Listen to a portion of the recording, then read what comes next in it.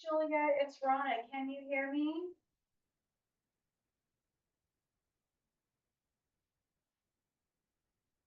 Or can we try the *9 to see if you can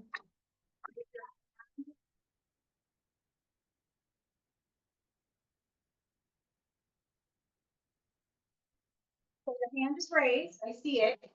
I'm going to click allow to talk. Okay.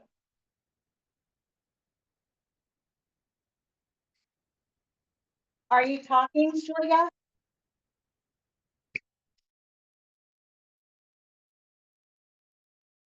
All right. How's that?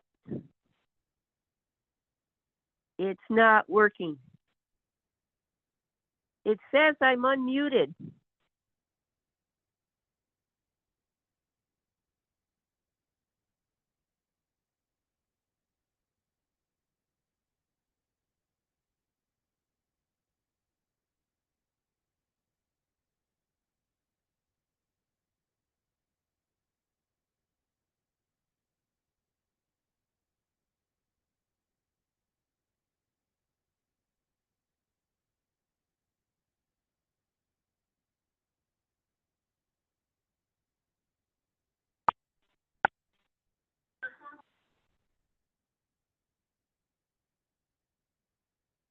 Rona?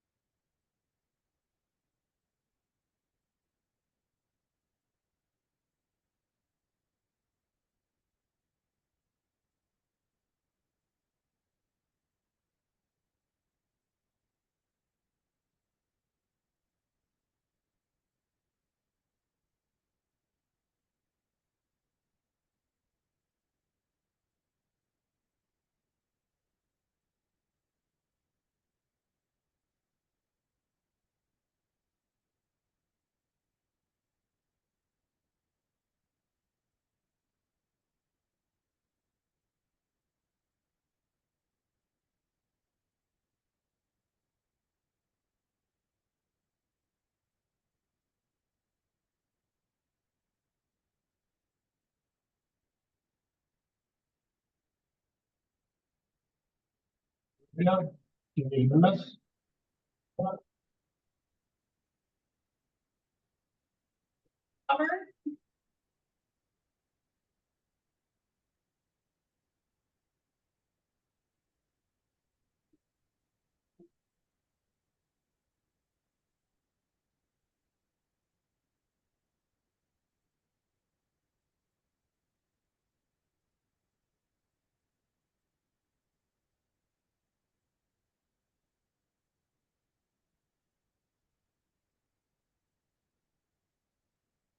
Can anyone hear us?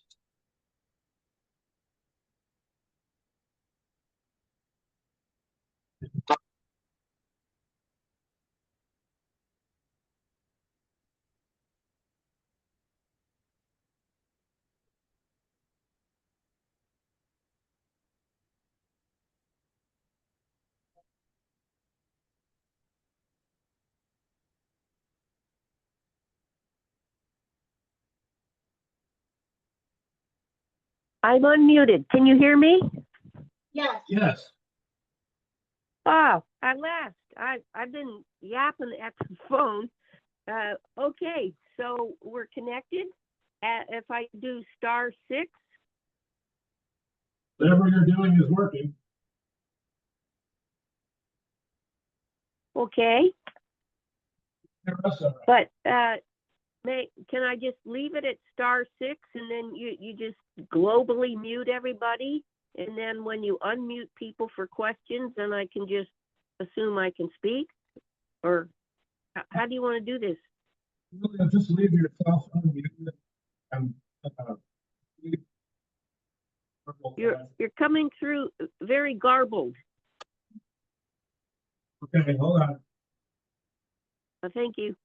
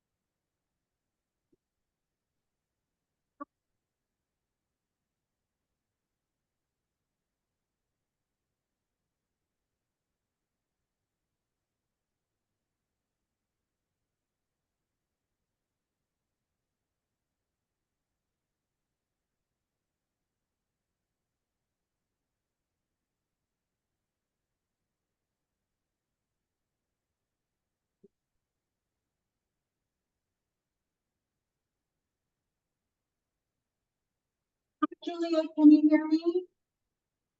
Yes, I can, Rona. It's garbled, but I can hear you. Okay, we're working on that. Thank you. I appreciate your efforts, all of you.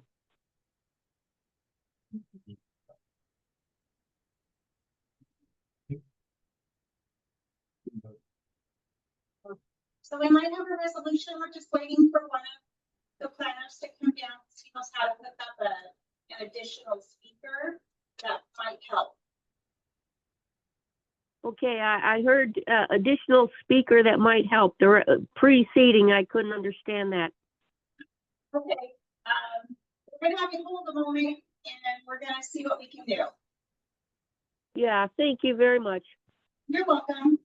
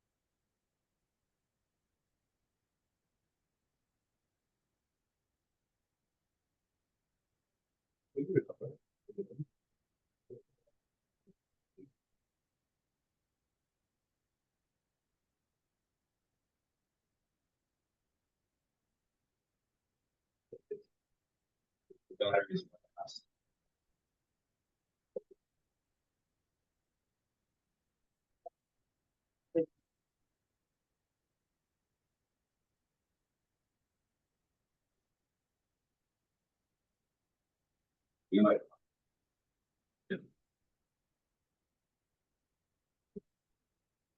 Not.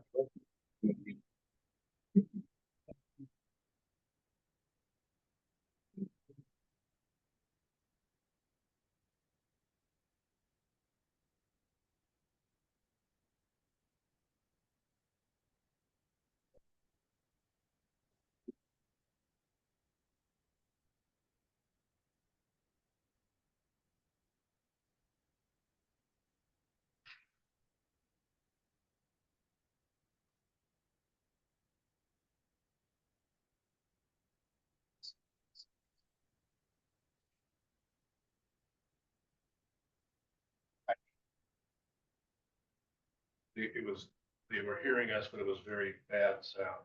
Garble.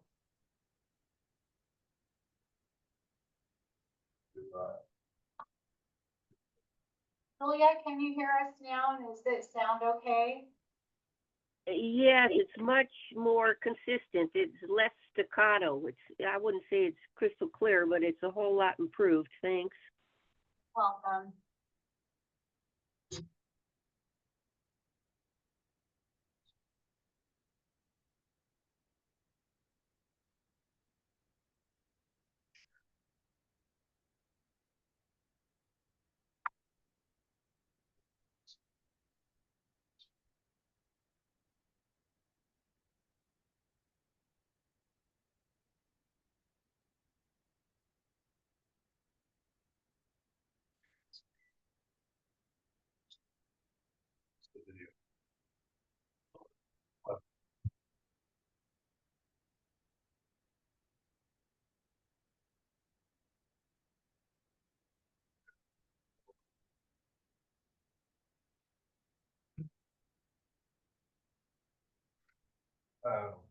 Good watch.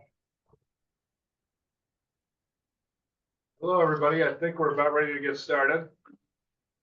Sorry for our little delays. We had some technical difficulties getting started here.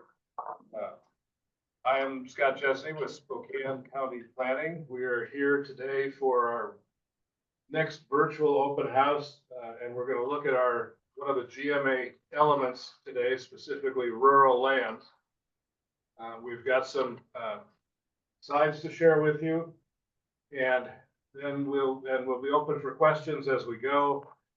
Those of you that are over here, sure know the drill. Raise your hand. We will watch for you.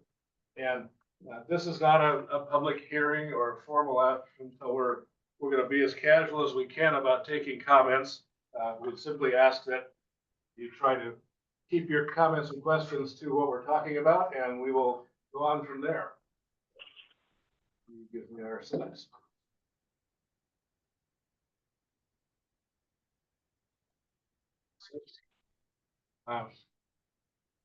If someone can't see our slides, let us know. I think we've got them up here. What we're going to cover today are these points. Kind of give everyone a basis in the revised Code of Washington and our rules. We're going to talk about what the rural lands are by definition. We're going to look at some of the growth projections that we are working with, talk about where we've been so far, and then kind of add some other ideas of what's been happening in the rural lands. So, as we've hinted, this is a mandatory element for the Growth Management Act. It's 3670A. And you see here, it's fairly easy and obvious definition. It's important. Rural lands, along with resource lands, are important parts of Spokane County and the RCWs for the Growth Management Act.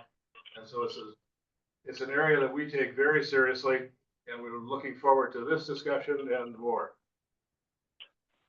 So rural character, traditional rural lifestyles, economies, land use by wildlife. We will be talking about wildlife corridors as we go on. And to protect this rural lifestyle is why we have the urban growth areas, which we're not going to talk about today. We've really been focused on those in the early part of our work. But today we wanted to kind of take that step back and look at what's happening outside of those urban growth areas, which of course is a majority of the land area in the county. For those of you interested in the UGA discussion, tomorrow's Planning Commission meeting, 9 a.m., and the link is available.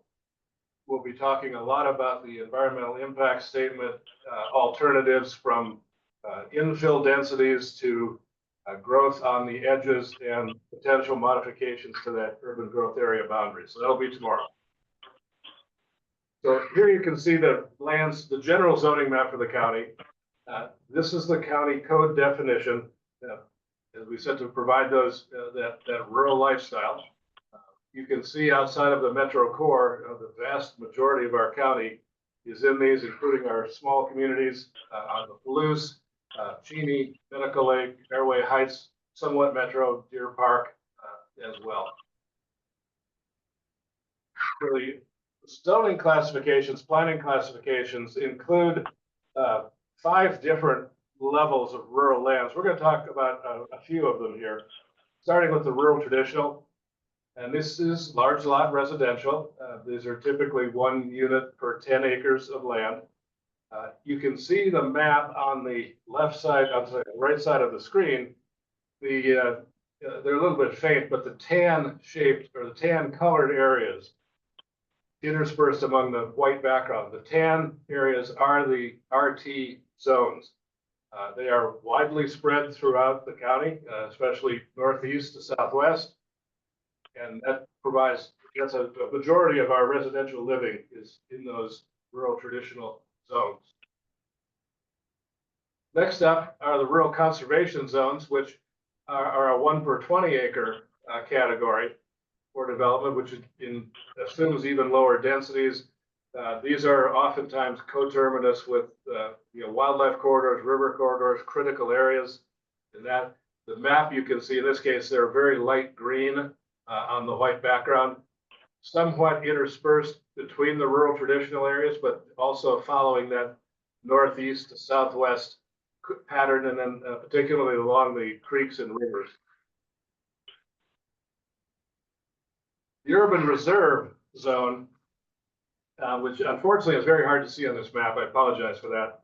It is generally tucked in and around the metro core and a little bit around some of the larger small towns. And it's, you can see, it was designed to be the place where our predecessors thought we would start to grow starting now. When the plan was first created in 2001, these were areas outside of the immediate urban growth area, but were in the path, or the perceived path of development. Again, these are, right now, there are one dwelling unit per 20 acres, and that's designed to preserve larger parcels for future urban development. And these also are allowed and encourage rural clustering. And so if you had 10 20-acre parcels, you could have 10 lots and cluster them down in 1 acre lots and leave the rest of it open space until and such time it became part of the urban growth area. So this is intended to be the first place we look for growth in the future. And then rural activity centers. These are recognized by the Growth Management Act as sort of historic crossroads for the long ago growth of the community. They might have been where a railroad crossed a county highway at some point. There might have been a grain elevator, or later on a gas station or a grocery store or church.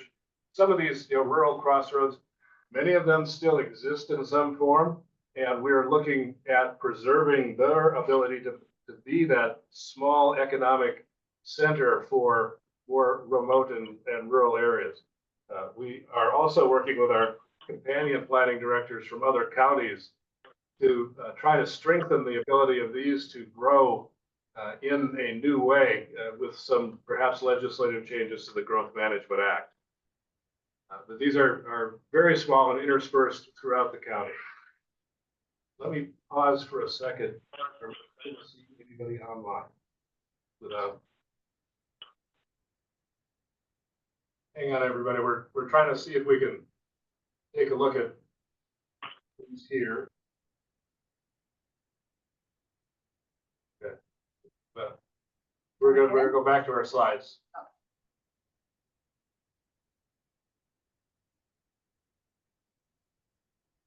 So where are we going for growth? And if you have been with us before, you've seen how we're using the Office of Financial Management, or OFM, population projections, which come in a low, medium, high perspective. We're using that median number as our planning horizon, our planning number. That then drives into what's called the Housing for All planning tool, which was created by the Department of Commerce. And it then allocates this growth by community and by income bands. And that latter part is a new requirement in GMA. It just came into being in the last legislative session, where prior communities doing planning had to plan for lower income housing, but there was no further guidance or direction to that. Now we have to account for the likely and shortage of units in each of these income bands that you see at the bottom of the screen. And those percentages are percentages of the area median income. And the second part of that is the rural side of this for today's relevance. And you can see here that we're projected for more than 6,000 new units being necessary by 2046. Now, if you look at the top paragraph, population expected to grow by 4,700 persons, but we're saying almost 6,200 housing units. This HAPT tool takes into account an existing shortage of housing units and is also 3 years a little bit out of cycle with the others. So that's why there's more units than there's population at the moment. The units are trying to pick up an existing shortage as well. Did I get that right? Yeah. Okay. Tate is our housing expert on this, and he tries to school me appropriately. I try to do my best to understand. So we're looking at 6,200 units in our rural area. And you can see here, there's none of those that are being forecast in the 50% and under. It's only in the 50% and over group. How that looks in terms of breaking that out by those income bands. The county median income is a little over $73,000, and that's household median income. And so you can see the 50% is 36,000, 80% is about 60,000, and it breaks out into those upper and lower bands of housing costs. Those are, as probably everybody on this listening to this and has seen this, those are very challenging numbers to try to purchase housing services of any kind. And that's going to be one of the challenges for us and for many, many communities is, if this is the median income bands that we're looking at, can anyone build housing for sale or for rent that can fit into those ranges of affordability? And that will be a challenge both in and out of the communities in rural areas. So what we've done earlier this year, we were in Valley Forge, Genie, and Deer Park over this spring. We certainly heard concerns from some of you, urbanization and sprawl to be sure, but also the economic pressures. And that's we've summarized an awful lot in that second bullet. But we heard very clearly the challenges that are affecting our ag communities as well as those who are simply in large lot residential living. And so changes that we heard, agricultural viability, water and resource management, that's generally speaking the environmental side, maybe summarized, oversimplified in one bullet. But we've learned so much about the different soils in different parts of our county and how, particularly on our West Plains, we've got the challenges of a totally different aquifer system. We have what are called paleo channels that are filled up from the historic floods and allow for water to transmit under the surface very fast, which is unusual when you're talking about aquifers. And that, of course, has made the situation with the contaminated water, the PFAS, a critical issue on our West Plains. So those environmental issues and management are going to be a very important part of this environmental impact statement as we go forward. So things that are under study or underway now, that capacity analysis, as you saw, 6,000 or so units. What capacity do we have for that? Where can it go? How can that be developed? And it's particularly of concern when you think about the permitted and required densities per dwelling unit in those rural classifications. One dwelling unit for 10 acres, one dwelling unit for 20 acres. Finding available land for 6,000 units is not very easy. Wildlife and open space corridors, these have several elements. One is the clear path here of leaving open those corridors for wildlife to transfer through the county. Also, a lot of these have opportunities for some level of open space and trail considerations as well.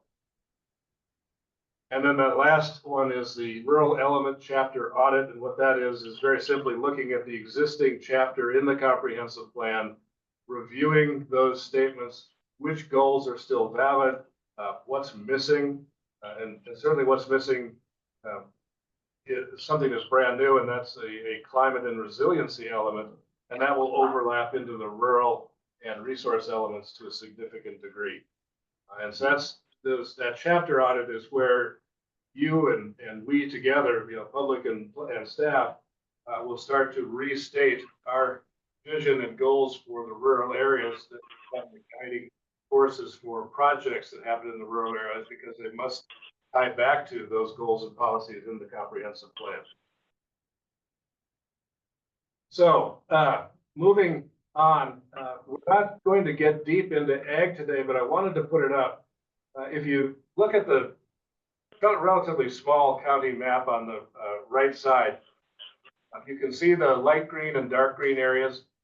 If you recall the traditional rural conservation area maps that were from that northeast to southwest corridors, you can see that the rural, or these ag lands, large tract and small tract ag, are in kind of those open areas. And so they're filling in the areas that were not part of the other kind of zoning. These are the areas that are called resource lands, and they're protected to a significant degree by the Growth Management Act, where nothing should happen in here that degrades the ability of agriculture to perform. So that's a big change from city planning, but it's something that becomes a priority for planning the rest of our rural areas.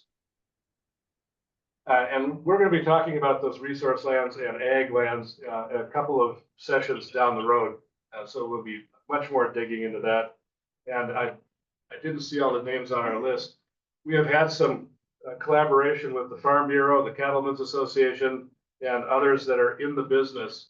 And we're grateful for their participation to help share what becomes vision and goals from those that are out there with boots in the dirt and having to do this business with the passion they do, with all the challenges that happen with that. Agritourism. We'll kind of finish up our formal part here in the next couple of slides. Most of you, and you'll see it on the next slide, most of you know what the Green Bluff area is. That's our kind of a key area, but what we're looking at for the county, we have had a number of requests of property owners in the rural lands to be able to use those lands for something other than just their residential or some small businesses, wedding venues, corporate meetings, things like that. And so agritourism is a big push. It's meeting up with some challenges in the Growth Management Act. We'll share one of those with you in just a second. So, as we said, Green Bluff is what we all know as agritourism, and it's well established. The Green Bluff Growers has been organized for years, and yet this is not entirely defined by agritourism as well. And so we've got this as an example of where to start, where some counties don't. But it'd be something to see as to whether or not agritourism can expand in meaningful and legitimate ways within the ag areas, as well as into the non-ag rural areas. And as you might imagine, one of the challenges of trying to do bigger events, wedding, corporate meetings, family reunions, in those traditional rural areas is, even though they may have a 10-acre minimum size, a lot of those were created before the GMA was in place. And so they're 2-acre, 5-acre. It's a lot more, you have a lot more impact on your neighbors if you've got a wedding going on with 100 or 200 people on a 5-acre site than you do on a Green Bluff site that might be 40 or 80 acres. And so we're very aware that while there's a push for this, there's also concern of how's it going to affect the neighbors. And not to get too far into the weeds, but a lot of people on a small site on farm roads, it sort of begs the question of emergency services. What happens if there's a fire or a medical emergency? Roads are clogged. How do emergency vehicles get into these areas? So there's a lot going on in this agritourism issue. this is something that happened a little while back, and it's related to King County changing their ordinance to better allow for some of this tourism effect in what are called the winery, brewery, and distilleries areas, where they wanted to expand their tasting rooms and consequently their parking and other things. They were appealed to the Growth Management Hearings Board that they had degraded the agricultural character and utility of the lands by taking ag lands out of production and making it a parking lot. That decision of the hearings board was appealed. It was appealed and the appeal was successful.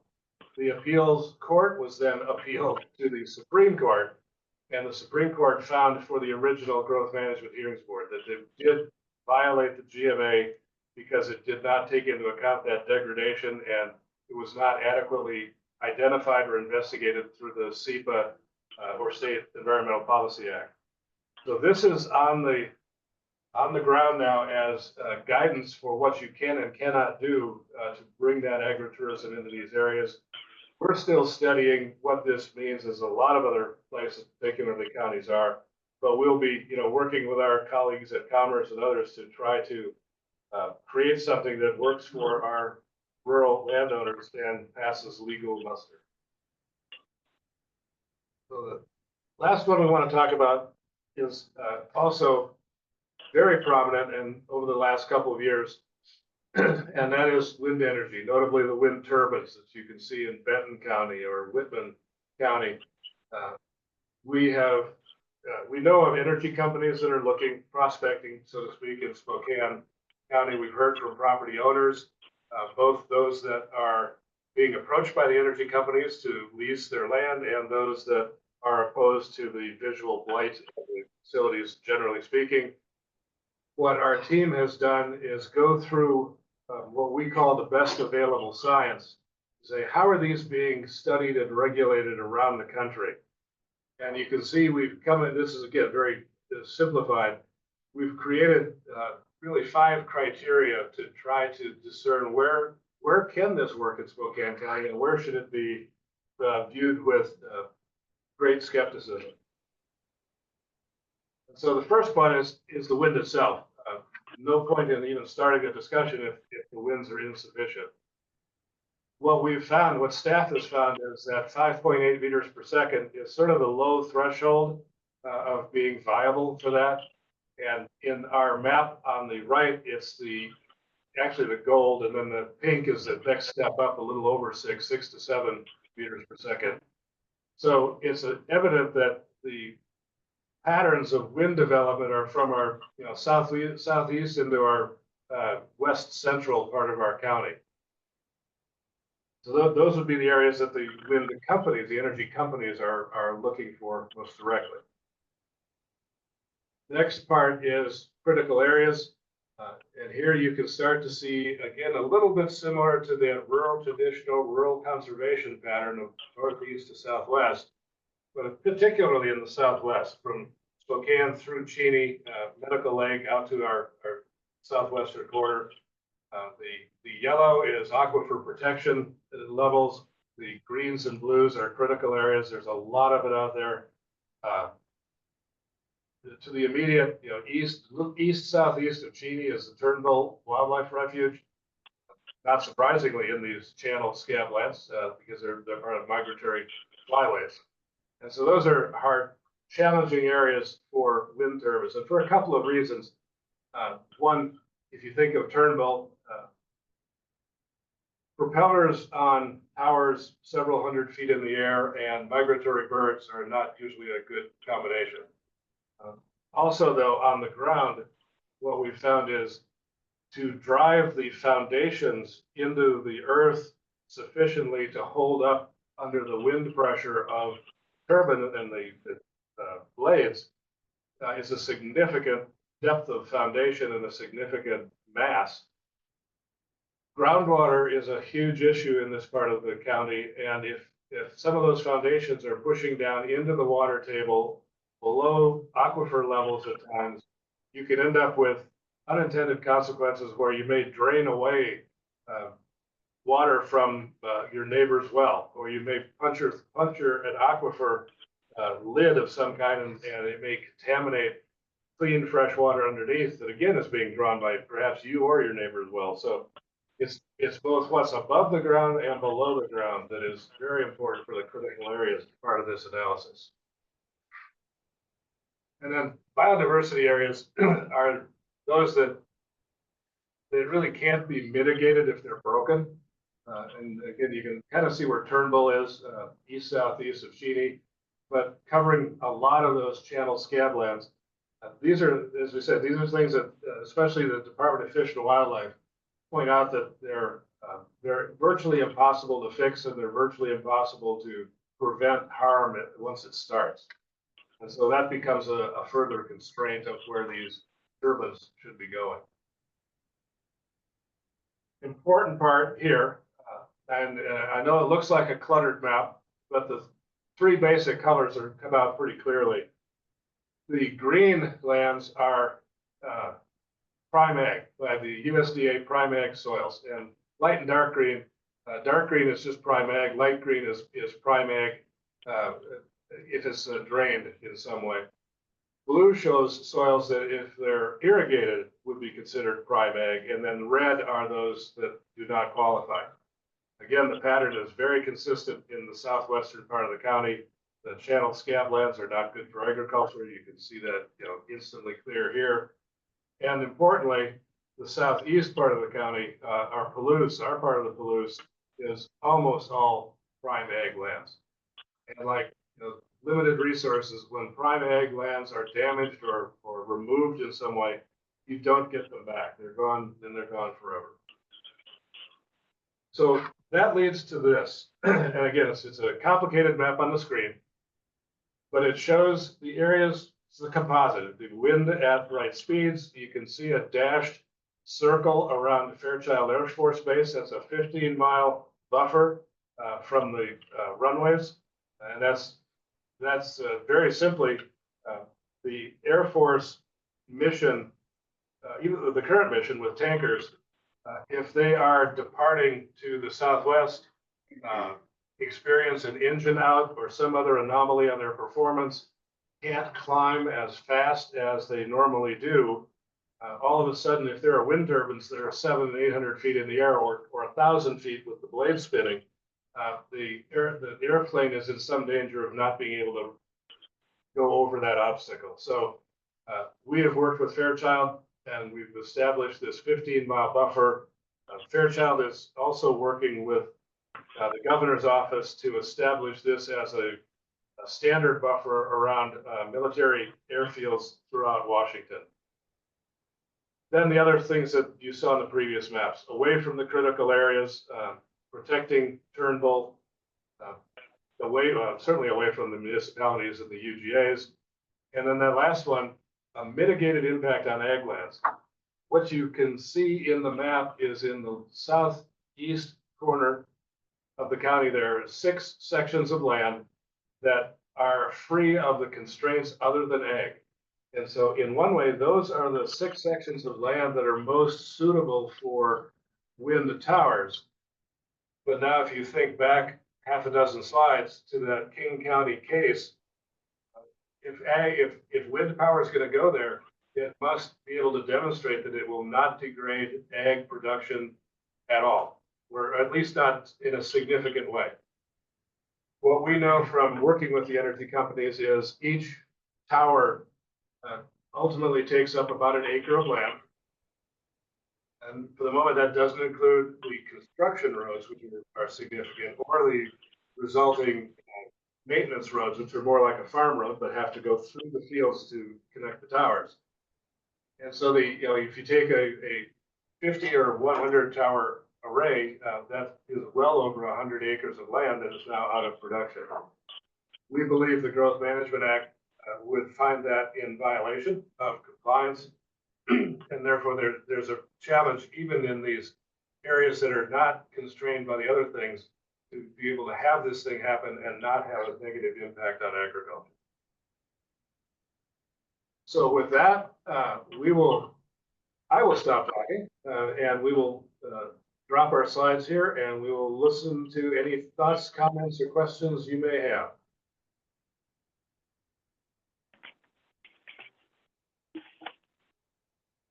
Hello, can I speak? Go ahead.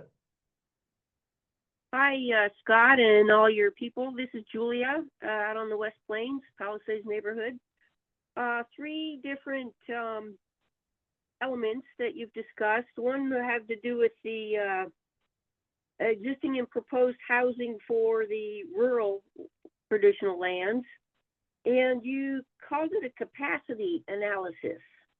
And what I heard was you discussing the need for another 6,200 units, which includes existing need and projected need out to 2046 or 36, and that there's a 73,000 median income out here.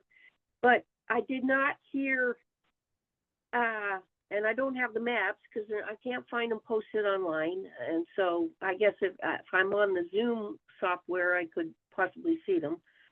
But this is not a capacity analysis. This is a needs tally. I haven't heard, and if I could see the maps, maybe I could dial this in a little more carefully. There's rural lands and there's capacity for rural lands to accept housing. But all you've discussed here is what's needed or what's projected to be needed for housing in an area that's already, we know there's at least two poverty tracks out here in and around the Airway Heights. And if you drive around out on the West Plains, you'll see why. There's numerous pretty down in the heel mobile home parks, but you still haven't addressed what is the capacity of the land to accept these thousands of units at a very unrealistic price per housing unit. $73,000 might get you a shed, a barn out back. So that I'm concerned about that because I'm not hearing capacity, how you analyze capacity.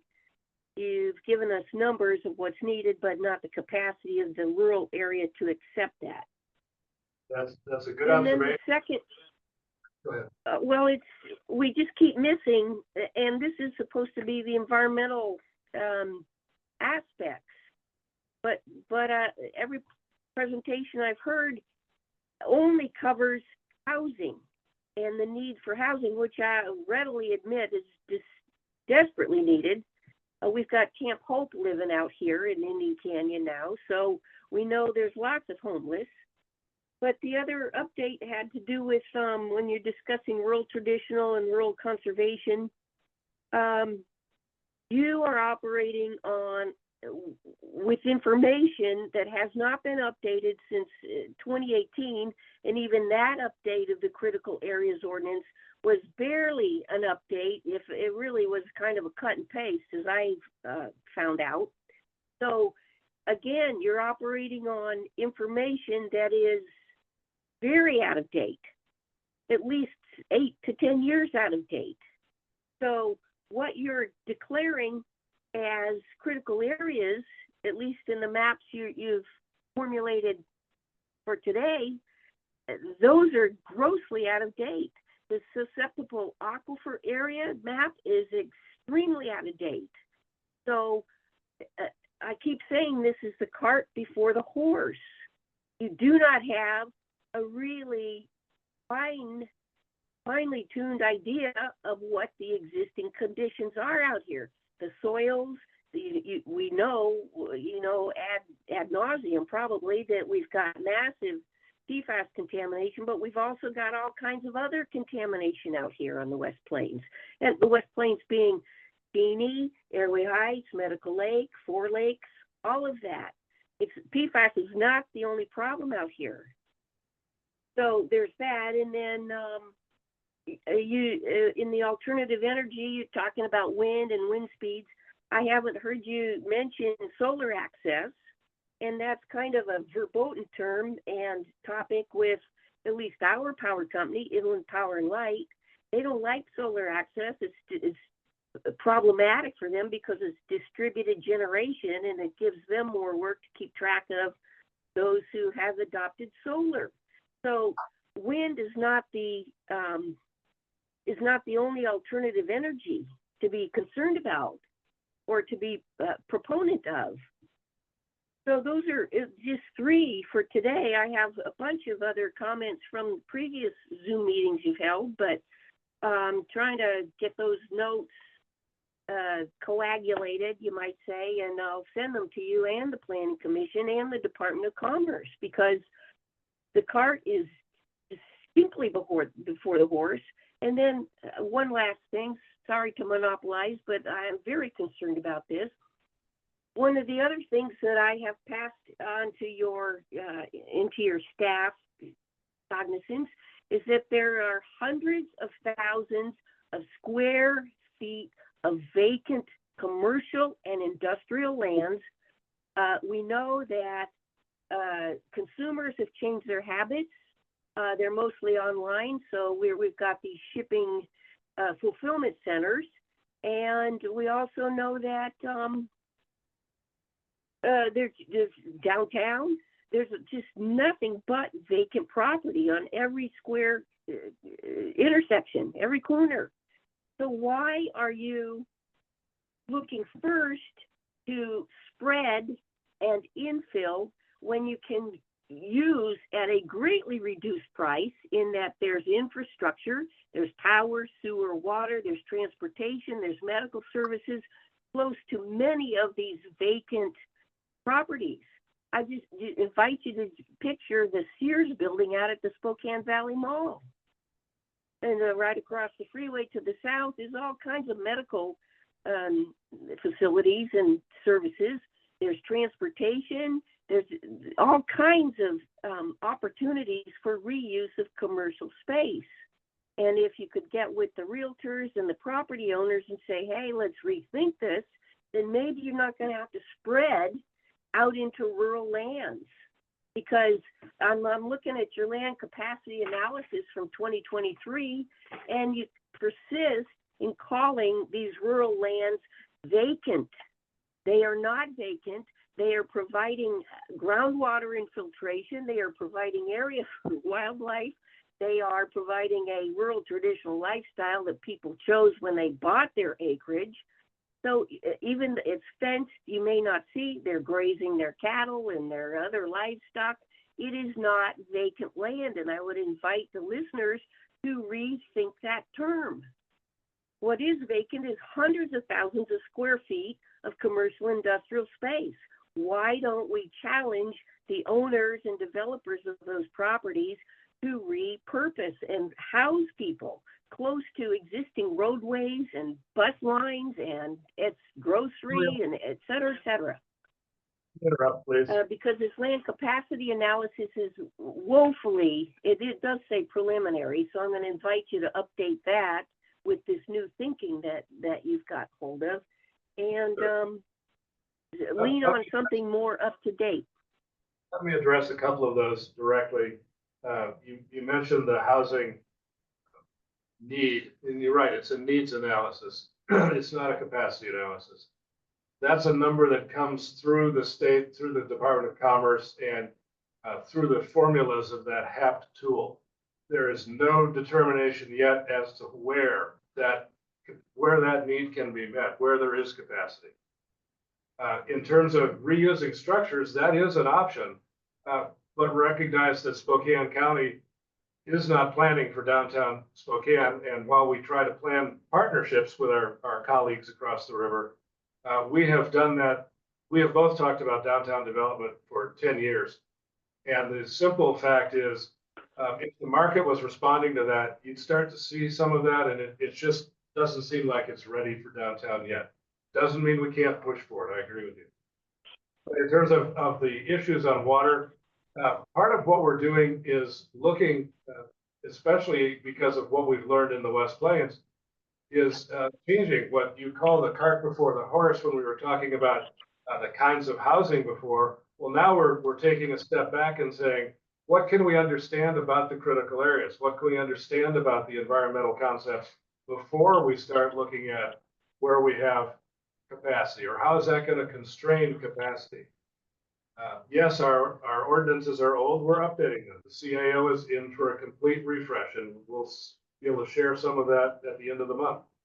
And so we're making really significant progress on better understanding the fragility of our ecosystem, and that will help us plan for growth in much better ways. And yes, there will be a big emphasis on trying to reuse old properties in a new way. That doesn't necessarily mean that the market won't respond by saying we still want to have places of low density, single family development. And we have to accommodate all those that want to move here to some degree. It's a big county, a question of where. It doesn't have to be in the places it was before. So we're working on that, and you will see and hear a little bit of that, about some of that tomorrow at the Planning Commission. But then as we come out and talk to the community over the end of the month, we'll have more information about that we can share as well. Again, today was really focused on those traditional rural areas. And one thing that we're working on in partnership with our local group called Broadlink, and Ariane Schmidt is here in the audience, and ask her to step in for a minute, because one of the issues is that I see from rural planning, and this is true for our small towns, whether in the Palouse or small rural activity centers, if they can be better connected through internet and broadband communications, then there's far more choices of where people can live and not have to go just in a city or somewhere else. So, Ariane, if you're still here, would you mind stepping up?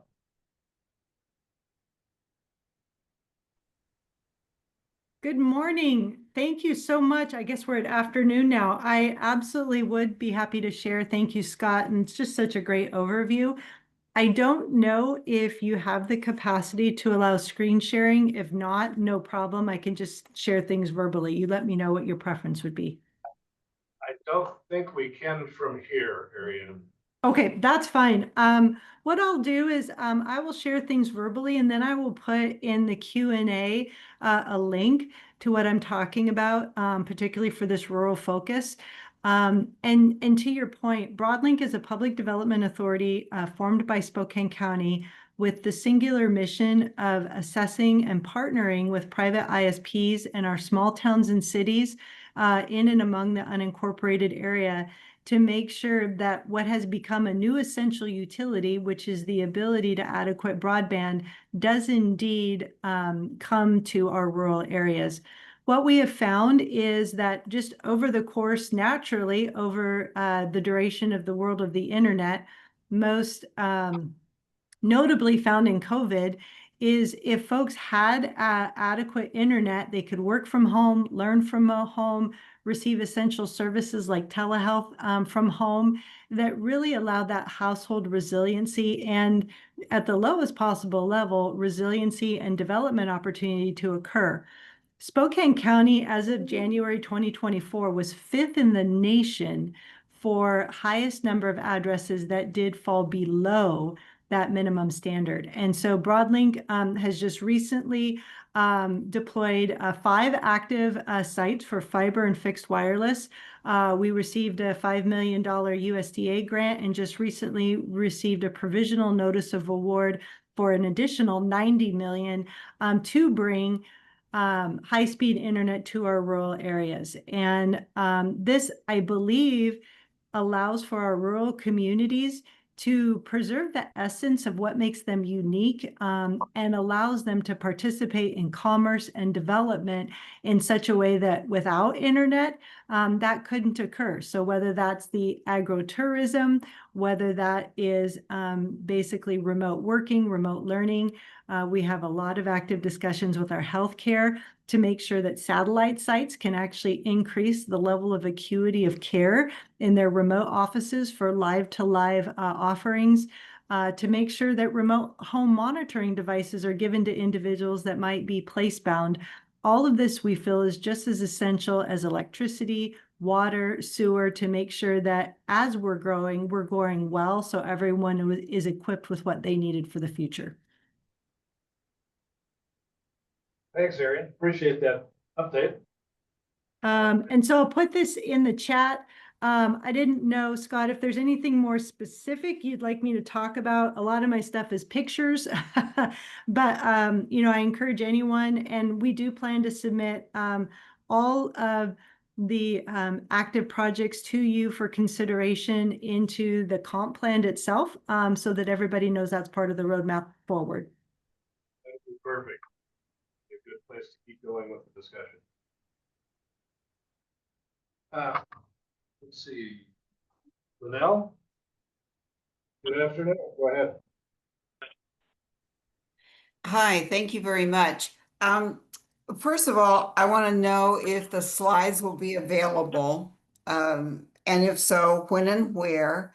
The second thing is, I think that your guidance on wind is really clear and helpful, and I've been sort of nattering about that for some time.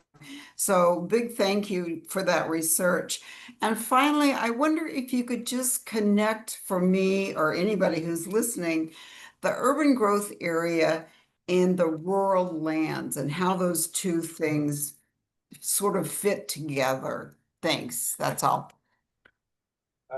Thanks for your comments on wind energy. The chief author and researcher of that was sitting right at the very back end of this table and just walked away for a minute. So we'll give him a little head nod when he comes back. In terms of rural versus UGA, it's sort of the boundary line between the two where intensity stops and is not allowed to grow into those rural areas. So the urban growth boundary is designed for higher density, urban style development, quarter acre lots, half acre lots, and smaller. Under the Growth Management Act, providers are not allowed to extend the sewer, for example, past the UGA boundary, because that will encourage urban development, and that's prohibited. So it's a tool created by the Growth Management Act to draw a distinction between growing at urban densities, which is under GMA highly desired and preferable, versus just being able to continue to build down the road in any fashion whatsoever. So it's a market constraint by design to try to keep development within a boundary that has built up urban services, built up transportation, access to social services, access to food and groceries. So it's a construct to try to form more compact urban places and preserve ag lands and rural lands from further subdivision.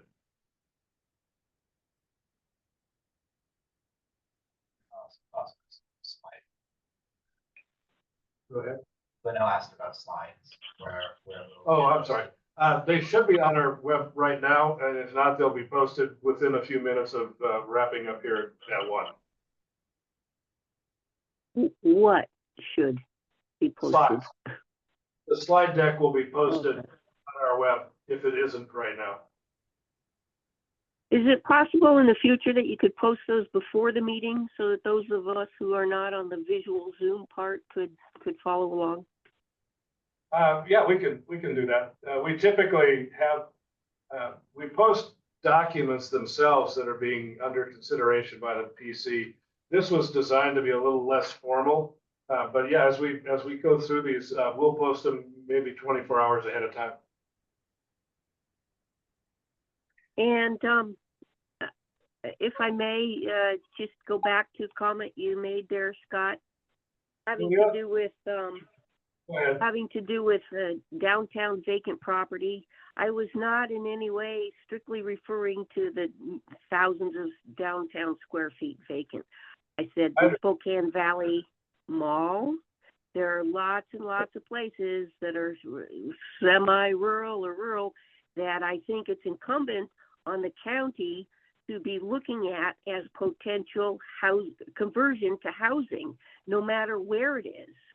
And if you go on, there's a realtor's website and you look at the stuff that's for lease and for sale, it looks like someone slipped.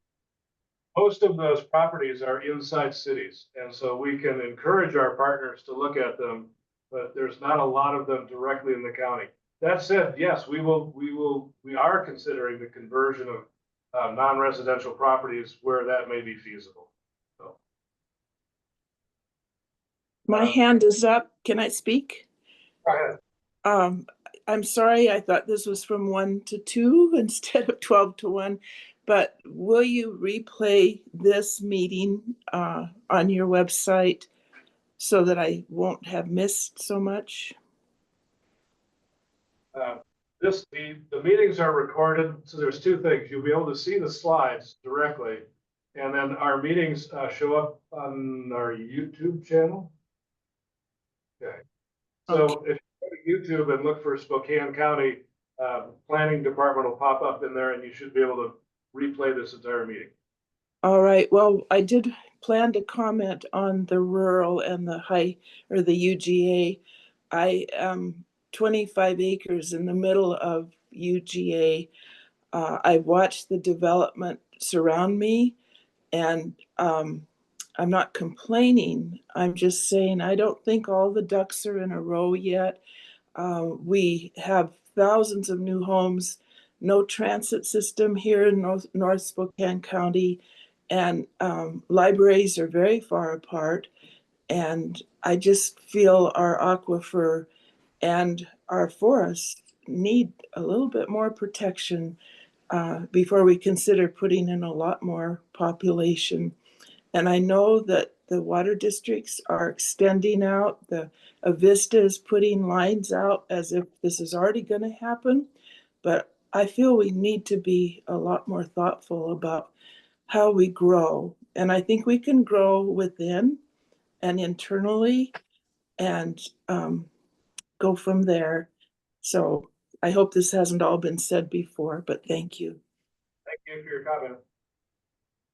We've just got a couple of minutes to go. Is there anyone that hasn't had a chance to ask anything or? Linnell, is your hand still up or did you want to add something? I just wanted to know if you could speak to the idea of concurrency, which the last person commented on, the lack of services when development occurs. Absolutely, that's part of our requirement. As we're looking through this EIS process at what we call these bookend alternatives, as that gets narrowed a little bit, we will be starting to study the concurrency of all of the required parts of GMA. So transportation, sewer and water, schools, water districts, fire districts, which are not part of GMA, but we're establishing good planning partnerships with them so that we can understand what are these primary, secondary, and tertiary impacts of potential development on those special districts, as well as the concurrency of facilities that are existing or planned to serve that development. And if they're planned, then the government responsible, city or county, must be able to show that in a 6-year plan that identifies a funding source and the time that they will be ready for use in development. So it's a very extensive process to link those availability of services to potential of where land can grow. And so if there were 500 landowners around the county that all wanted to grow, that analysis, excuse me, gets whittled down by who is adjacent to water and sewer, who has access to roads that are already able to serve that. All of those benchmarks are evaluated before we look at where we would grow the UGA boundary. And with that, everybody, we're going to wrap up. As we've noted, you'll be able to find us on our web, on YouTube, and those that are interested in more of that, the growth discussion specifically in the urban growth areas that nearby, we'll be doing that with our planning commission tomorrow morning at 9 a.m. And then we will see we'll see some of you perhaps back here first Wednesday of November, and we'll have another discussion. So thanks for participating, everyone. See you.